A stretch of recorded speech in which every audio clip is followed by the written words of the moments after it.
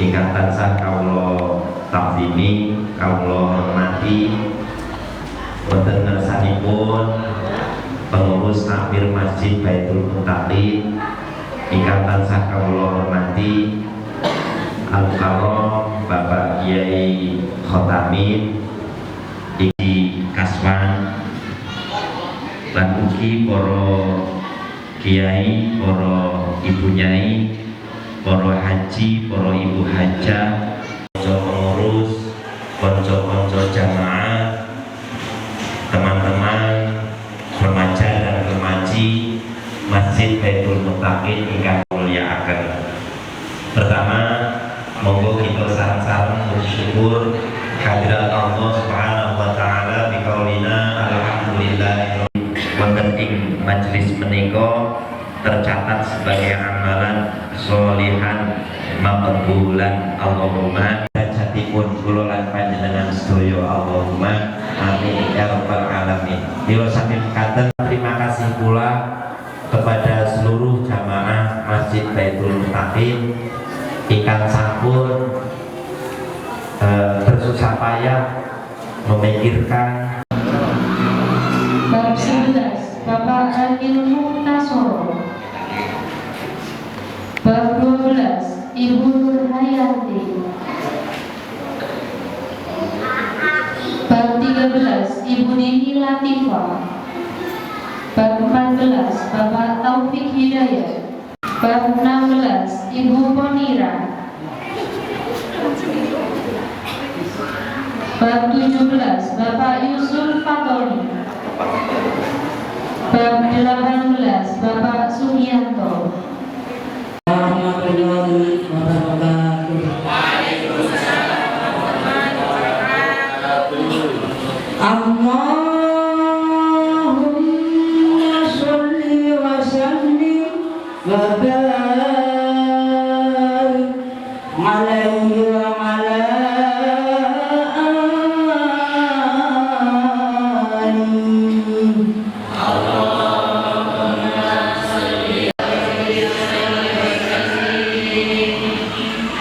Rabbi ya Rabbi sholli ala Muhammad. Rabbi ya Rabbi sholli alaihi wa sallim. Ya Rabbi ya Rabbi sholli ala Muhammad. Ya Rabbi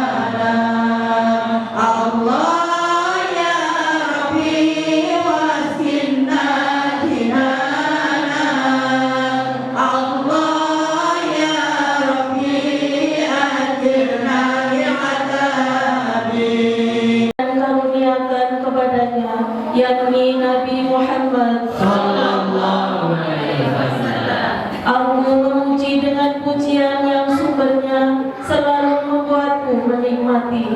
Dengan mengendarai rasa syukur yang indah, aku memohonkan sholawat dan salam rahmat dan kesejahteraan atas cahaya yang disifati dengan kedahuluan atas makhluk lain dan keawalan atas seluruh makhluk yang berpindah-pindah pada orang-orang yang mulia. Aku memohon kepada Allah karunia keridhaan yang khusus bagi keluarga beliau yang suci dan umumnya bagi para sahabat, para pengikut dan orang yang dicintainya. Dan aku meminta tolong kepadanya agar mendapat petunjuk untuk menempuh jalan yang jelas dan terang dan terpelihara dari kesesatan dan tempat-tempat dan jalan-jalan kesalahan. Aku sebarluaskan kain yang baik lagi indah tentang kisah kelahiran Nabi Muhammad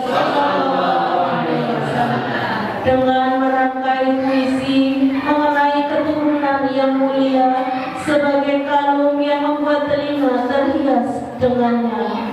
Dan aku minta tolong dengan daya Allah Ta'ala dan kekuatannya yang kuat, karena sesungguhnya tidak ada daya dan kekuatan kecuali dengan pertolongan Allah.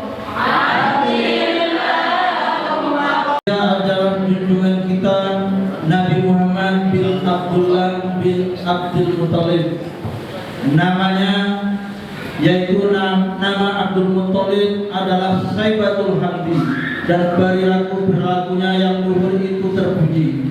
Ia putra Hasim yang nama sebenarnya Amr. Ia putra Kusoy yang nama sebenarnya Mujabid.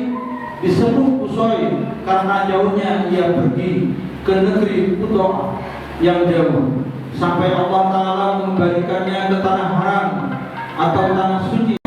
Putra Fir yang nama sebenarnya Quraisy, dan kepadanya dinasabkan semua suku Quraisy. Orang yang di atasnya adalah dari kabilah Kinanah. Sebagaimana pendapat banyak orang, ia Fir adalah putra Malik, putra Nadir, putra Kinanah, putra Husaimah, putra Mudrikah, putra Ilyas. Dan Ilyas ini adalah orang pertama yang mengorbankan unta ke tanah haram, yaitu Baitul Haram. Dan di tulang punggungnya terdengar Nabi Muhammad menyebut dan memenuhi panggilan Allah Ta'ala. Ia Ilyas adalah putra Mudor bin Nisar bin Ma'ad bin Adnan. Inilah kalung yang butiran-butiran mutiaranya terangkai oleh sunnah yang tinggi, untuk menyebutkan orang-orang di atasnya, yaitu di atas Adnan sampai kepada Al-Khalil Nabi Ibrahim Syarif, yakni Nabi menahan dan enggan menyebutnya, dan tidak diragukan lagi menurut orang-orang memiliki ilmu nasab Adnan sampai kepada nasab kepada Zabih, orang yang akan disembelih, yakni Ismail. Alangkah agungnya nasab itu dari unta yang permata yang bintangnya gemerlapan, bagaimana tidak, sedangkan Tuhan yang paling mulia Nabi Muhammad adalah pusatnya yang terpilih. Nasabun nasibun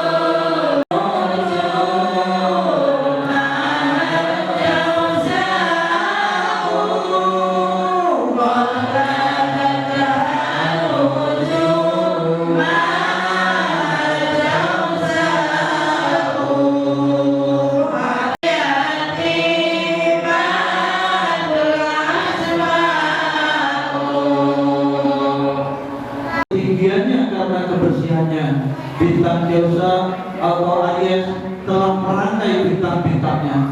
Alangkah indahnya unta yang kesempurnaan dan kemegahan, sedangkan engkau kepadanya merupakan permata tunggal yang terpelihara. Alangkah mulianya keturunan yang disucikan oleh Allah Ta'ala dari perzinahan jahiliyah. Zainul Iraqi menuturkan dan meriwayatkan di dalam karangannya yang bagus.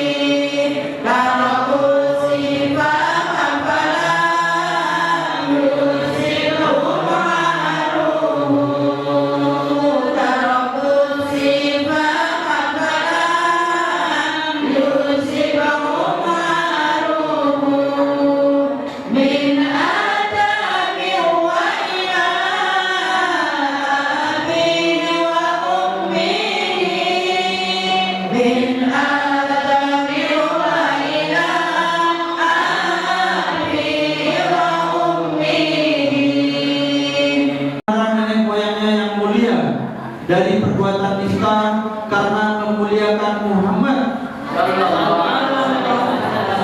yaitu untuk menjaga namanya. Mereka meninggalkan perzinahan, maka cacat perzinahan itu tidak menimpa mereka dari Adam sampai ayah ibu beliau. Mereka adalah para pemimpin yang cahaya kenabiannya berjalan di garis-garis dahil mereka yang cemerlang, dan jelaslah cahaya Nabi Muhammad di dalamnya Abdul Muthalib dan anaknya Abdullah. Ketika Allah Ta'ala menghendaki untuk menampakkan hakikatnya yang terpuji dan memunculkannya sebagai jasmani dan ruhani dalam bentuk dan pengertiannya, Dia memindahkannya ke tempat menetapkannya di kandungan Aminah Az-Zuhriyah, dan Zat yang maha dekat dan maha memperkenankan mengkhususkan Aminah menjadi ibu makhluk pilihannya, diserukan di langit dan di bumi bahwa ia Aminah mengandungnya, dan berembuslah angin sepoi-sepoi basah di pagi hari. Setelah lama gersang, bumi dipakaikan sutra tebal dari tumbuh-tumbuhan, buah-buah menjadi masam, dan pohon-pohon mendekati orang yang akan memetiknya. Setiap binatang suku Quraisy mengucapkan dengan bahasa Arab yang fasih bahwa beliau sedang dikandung. Singgasana raja dan berhala menjadi tersungkur pada muka dan mulutnya. Binatang-binatang liar bumi timur dan barat serta binatang laut saling bertemu. Seluruh alam merasakan kesenangan. Jin memberitakan dekatnya masa kelahiran beliau.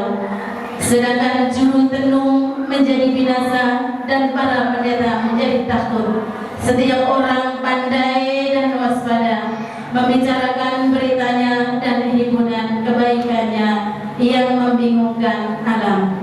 Ibunya di dalam tidur mimpi didatangi dan dikatakan kepadanya, sesungguhnya kamu mengandung pemimpin seluruh alam dan sebaik-baik manusia.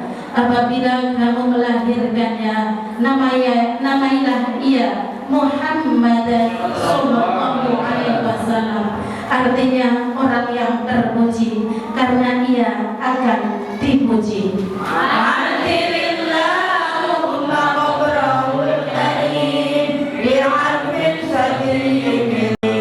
Bismillahirrahmanirrahim.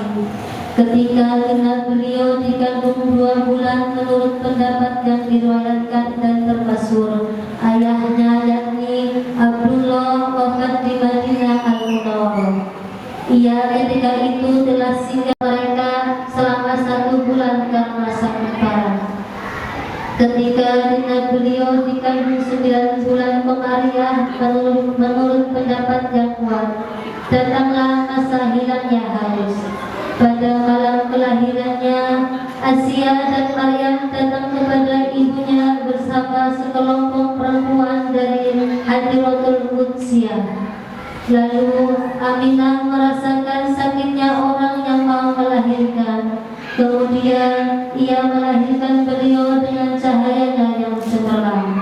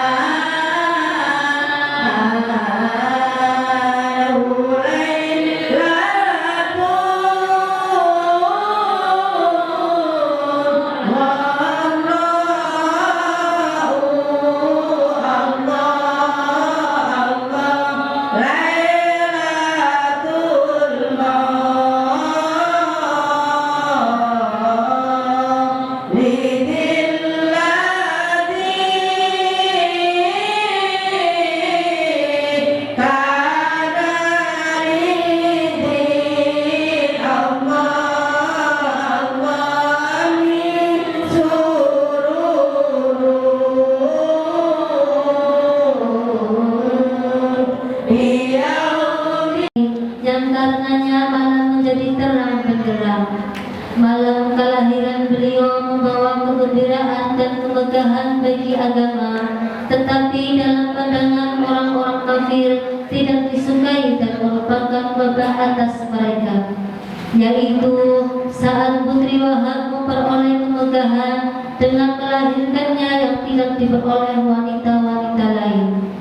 Aminah membawa kepada kaumnya orang yang lebih utama daripada yang dikandung sebelumnya oleh Maryam yang perawan. Kelahiran yang membawa kerusakan dan musibah pada munculnya kekufuran. Terus-menerus kabar gembira memberitakan bahwa insan pilihan telah dilahirkan dan benarlah kegembiraan itu. Demikianlah para imam yang memiliki riwayat dan pemikiran memandang baik untuk berdiri ketika menyebutkan kelahirannya yang mulia. Maka kebaikanlah yang didapatkan orang yang penghormatannya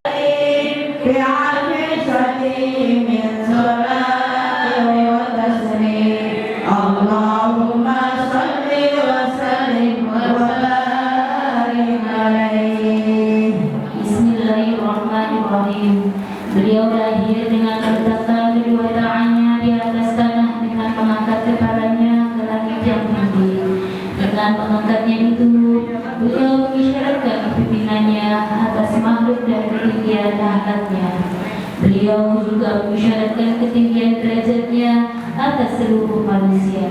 Dan sesungguhnya beliau adalah orang yang dicintai dan baik lahir dan perawannya. Ibunya memanggil Abdul Muthalib yang ketika itu sedang tawaf kepada bangunan itu, yakni Ka'bah. Lalu ia datang segera dan memandangnya, dan ia memperoleh kegembiraan yang dicita-citakannya.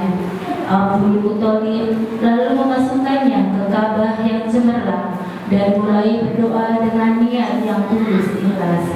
Ia bersyukur kepada Allah Ta'ala atas apa yang telah dianugerahkan dan diberikan kepadanya.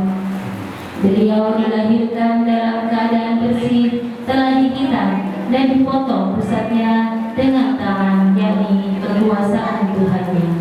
Harum, berminyak rambut dan sepasang matanya telah bercelak dengan celak dari Tuhan.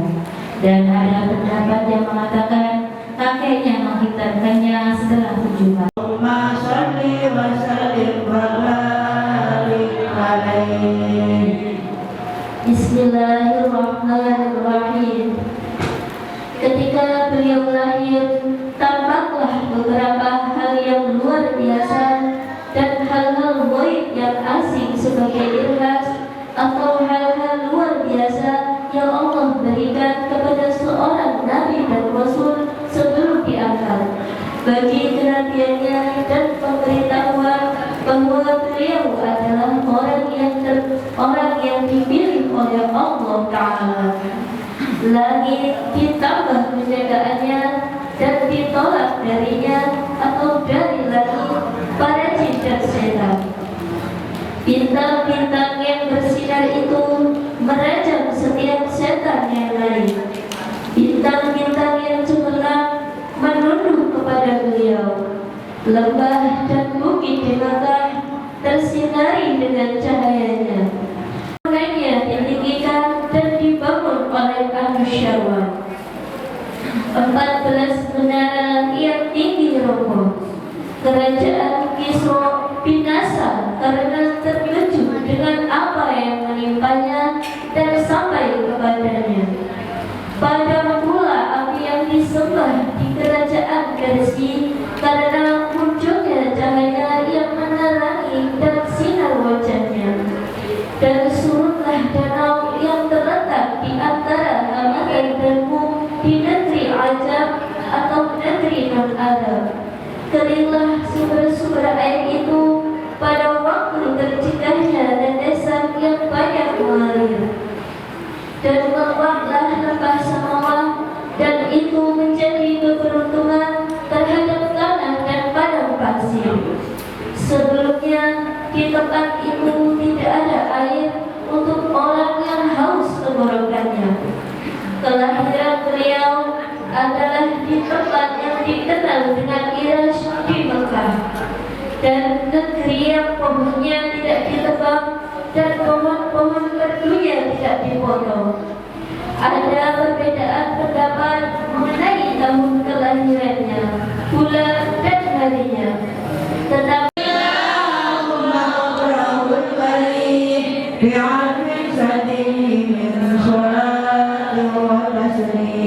Allahumma salli wa sallim wa barik alaihi. Bismillahirrahmanirrahim. Ibunya menyusuinya beberapa hari. Kemudian beliau disusui oleh Suibah al-Aslamiyah. Dia perempuan yang telah dimerdekakan oleh Abdullah.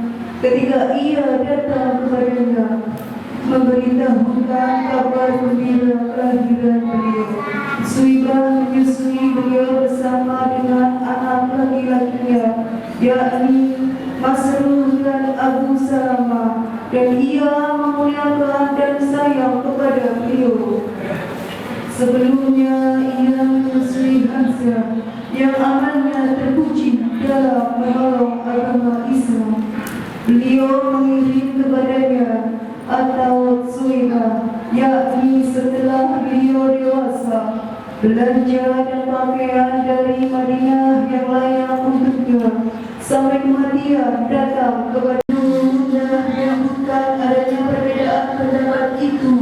Kemudian beliau disusui oleh Halimah As-Sa'diyah. Dulunya setiap kaum menolak dan enggan menyusukan bayinya kepadanya karena miskinnya.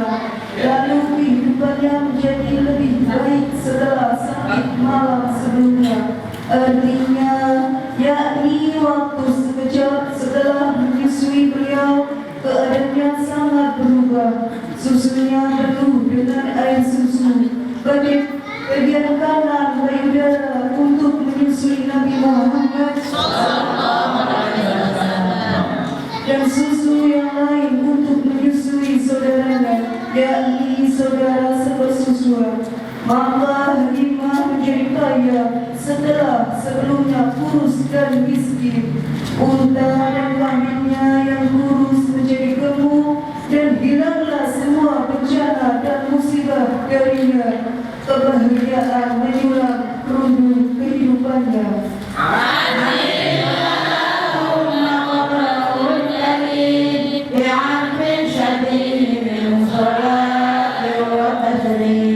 Allahumma salli wa sallim wa barik alaihi. Bedanya yang mulia ketika beliau tinggal dengan Ibu Halimah. Kedua malaikat itu mengeluarkan gumpalan darah dari dada itu. Keduanya menghilangkan bagian setan atau bagian yang dapat dimasuki setan, dan keduanya mencucinya dengan salju, lalu memenuhinya dengan hikmah dan makna keimanan. Kemudian keduanya menjahitnya kembali dan mengucapnya dalam cap kenabian.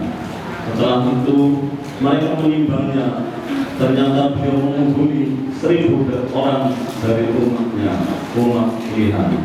Beliau tumbuh dengan sifat-sifat yang paling sempurna sejak anak-anaknya. Kemudian Halimah membalikannya pada ibunya meskipun merasa berat dengan pembiayaan itu. Itu ia lakukan karena takut beliau mengalami malapetaka dan kekhawatirannya. Atau Sibul Hajur.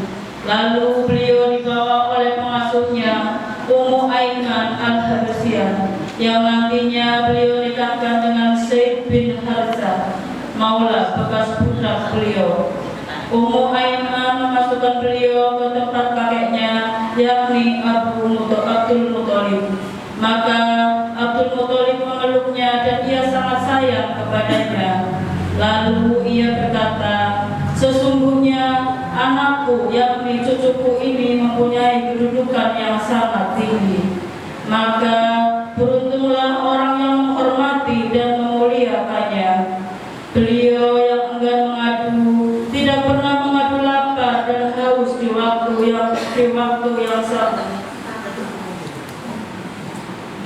kanak-kanak. Seringkali beliau pergi di waktu pagi, lalu beliau minum air zam-zam.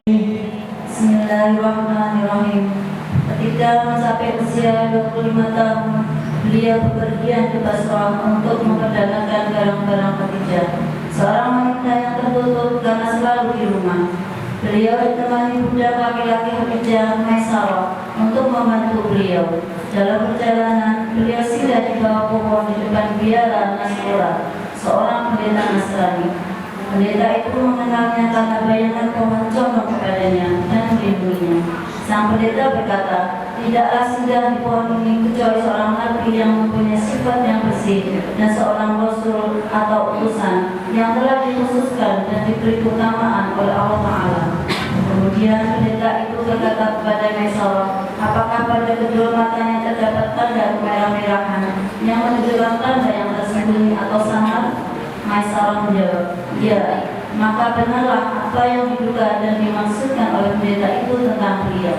Pendeta itu lalu berkata kepada Maisarah, janganlah kamu berpisah darinya, dan bersamanya lah kamu dengan niat yang benar dan maksud yang baik.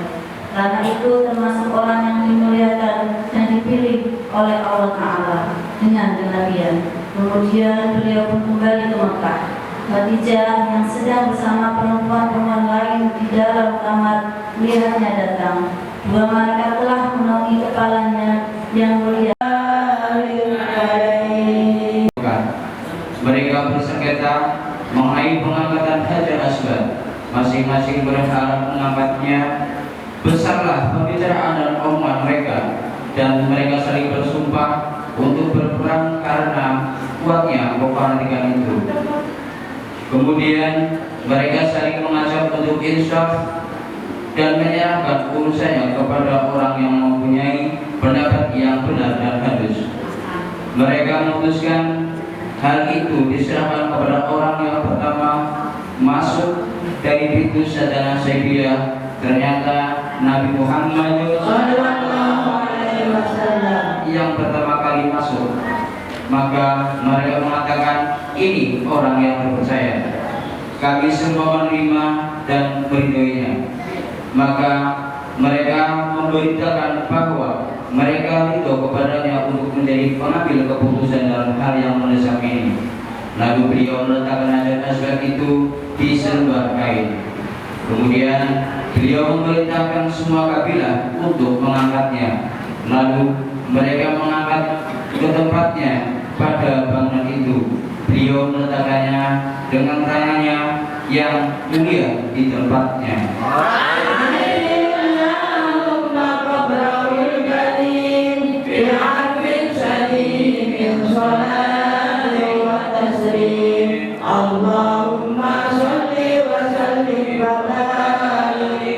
Ketika genap 40 tahun usia beliau, menurut pendapat yang paling diterima oleh orang-orang yang memiliki ilmu Allah Ta'ala dan seluruh alam. Lalu beliau meratai mereka dengan rahmat. Itu dimulai dengan mimpi yang baik dan jelas sampai sempurna 6 bulan. Beliau hanya melihat ada seperti sinar subuh datang memancarkan sinarnya. Dimulainya impian itu sebagai latihan bagi kekuatan manusia agar tidak terkejut dengan kehadiran malaikat yang mengabarkan kenabiannya, sehingga beliau tidak puas. Beliau disenangkan untuk bersunyi diri. Beliau beribadah di Gua Hiro selama beberapa malam sampai datang kebenaran yang jelas dan sempurna kepadanya. Itu terjadi pada hari Senin tanggal 17 bulan yang mengandung Lailatul Qadar, yakni bulan Ramadan. Terdapat perbedaan pendapat mengenai itu, yaitu 27 malaikat berkata kepadanya, "Bacalah." Beliau mengatakan, "Aku tidak dapat membaca." Maka malaikat mendekapnya kuat-kuat dan berkata lagi kepadanya, "Bacalah." Beliau tetap mengatakan, "Aku tidak dapat membaca." Maka malaikat mendekapnya untuk kedua kalinya, sehingga beliau kepayahan dan berkata lagi kepadanya, "Bacalah." Beliau tetap mengatakan, "Aku tidak dapat membaca." Maka malaikat mendekapnya ketiga kalinya agar beliau menghadap kepada apa yang akan disampaikan kepadanya dengan tekad bulat. Beliau menghadap dan menerima dengan sungguh-sungguh. Kemudian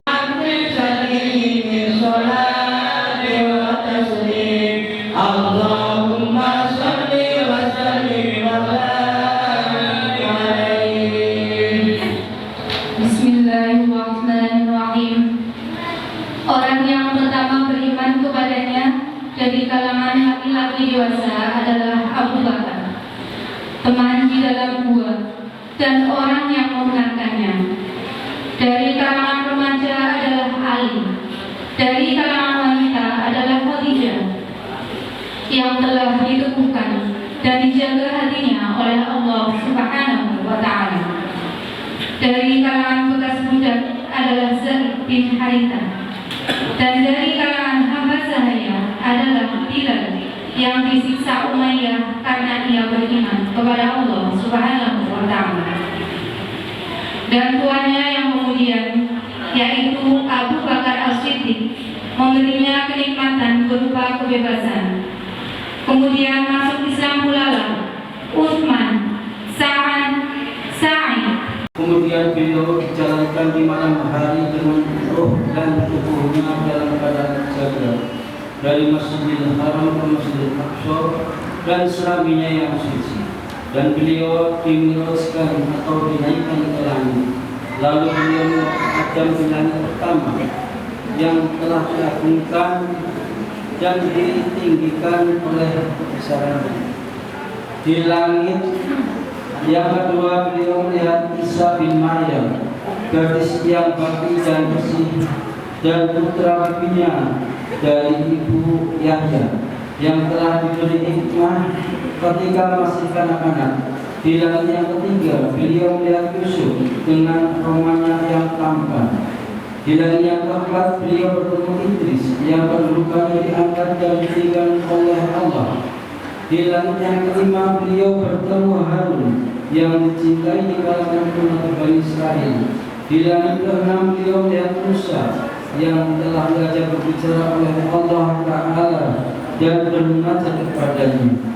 Dan di langit yang ketujuh beliau melihat Ibrahim yang telah datang kepada Tuhannya dengan hati yang bersih dan maksud yang baik. Ya Tuhan telah memelihara dan menyelamatkannya dari api Namrud. Kemudian beliau dinaikkan, diangkat ke Sidratul Muntaha sampai beliau mendengar deritaan Tuhan.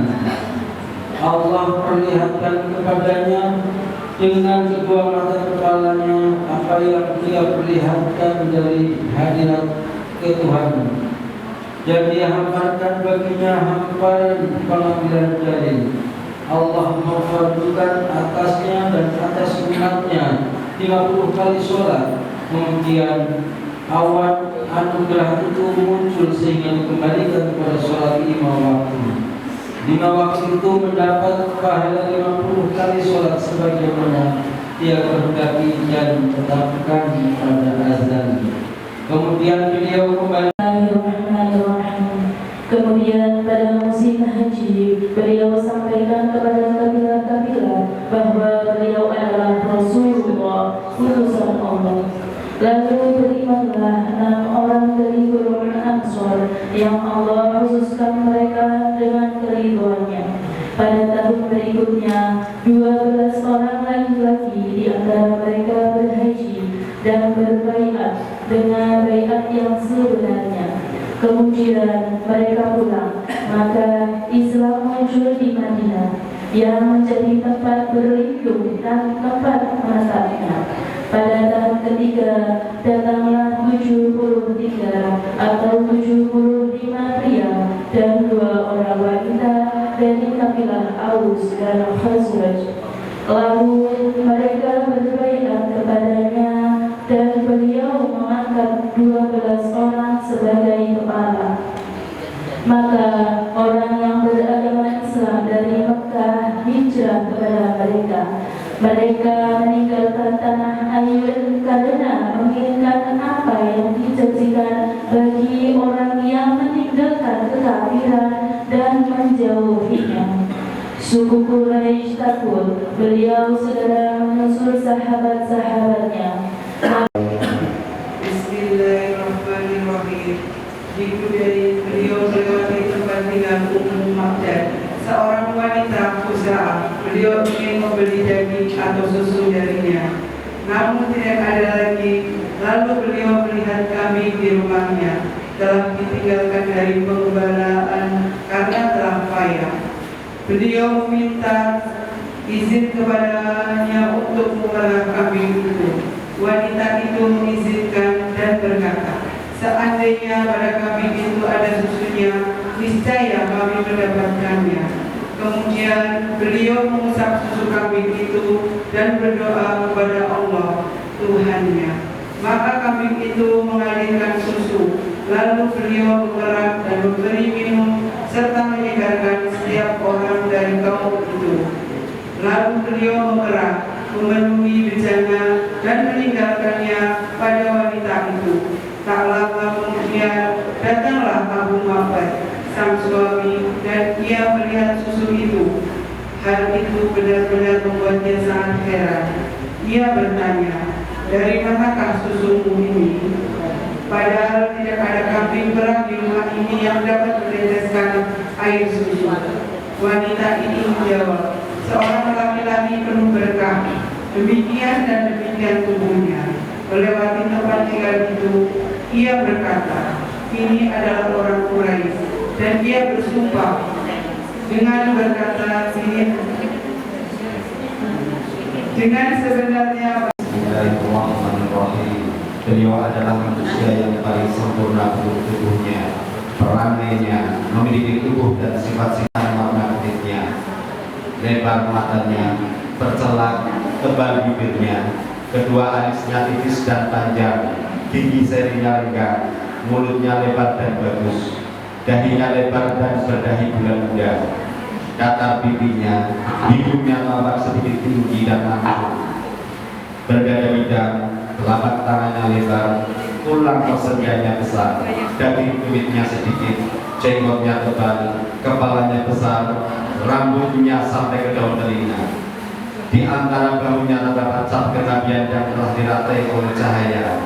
Peluhnya jernih bagaikan mutiara, dan baunya lebih semerbak daripada harumnya kasturi. Cara berjalan beliau tenang, seolah-olah beliau turun dari tempat yang tinggi. Bila beliau menjabat tangan orang dengan tangannya yang mulia, orang itu mendapat bau semerbak darinya sepanjang hari.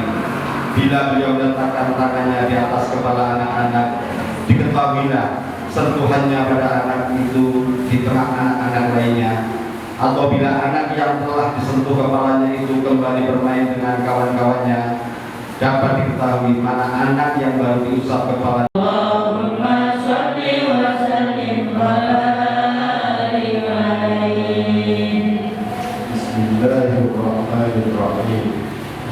Beliau seorang yang sangat malu dan rendah hati. Beliau memasang sendiri sebenarnya, menambal pakaiannya dan memerah kambingnya. Beliau melayani keluarganya dengan perilaku yang baik. Beliau mencintai orang-orang fakir, miskin dan hidup bersama mereka. Menyuruh orang-orang sakit di antara mereka mengirim jenazah mereka. Tidak menghina orang fakir dan membiarkannya fakir. Beliau menerima alasan dan tidak menghadapi seseorang yang berserta sesuatu yang tidak disukai. Beliau berjalan dengan janda-janda dan hamba sahaya. Beliau tidak takut kepada raja-raja, dan beliau marah karena Allah Ta'ala dan ridho karena keridhaannya. Beliau berjalan di belakang para sahabatnya dan bersabda, "Kosongkanlah belakangku untuk malaikat Tuhannya." Beliau mengendarai unta, kuda, bihal atau peranakan kuda dan keledai. Dan keledai yang dihadiahkan oleh sebagian raja kepadanya, beliau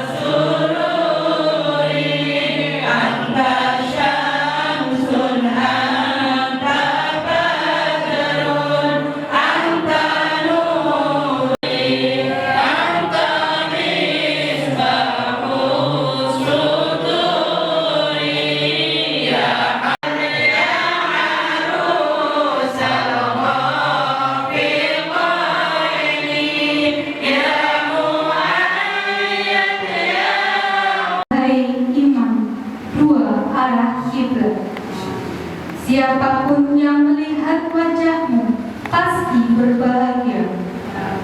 Wahai orang yang mulia, kedua orang tuanya, telagamu jernih dan dingin yang akan kami datangi kelak di hari kiamat.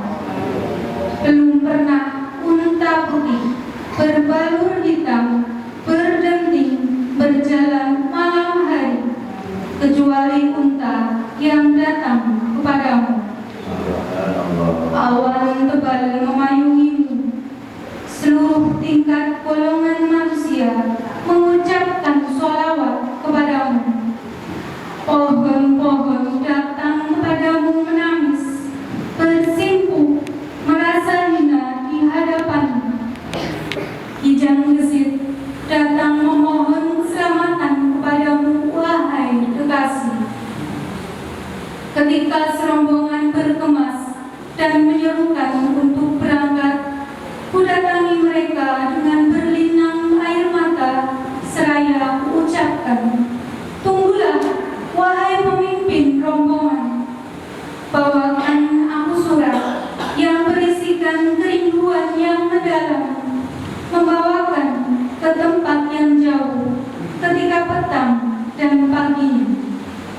Wahai orang yang bersinar kedua keningnya, mereka terpikat, tergila-gila, dan meronta-ronta denganmu tentang sifatmu. Para makhluk berbeda pendapat dan bingung, tidak mampu menyifati dengan sempurna. Engkau adalah penutup para utusan, Engkau adalah orang yang paling banyak bersyukur kepada Allah Subhanahu wa Ta'ala. Hamba-Mu, yakni umat-Mu yang miskin, mengharap anugerah-Mu yang banyak lagi. Kita konsentrasi penuh memohon kepada Allah Subhanahu wa Ta'ala segala apa yang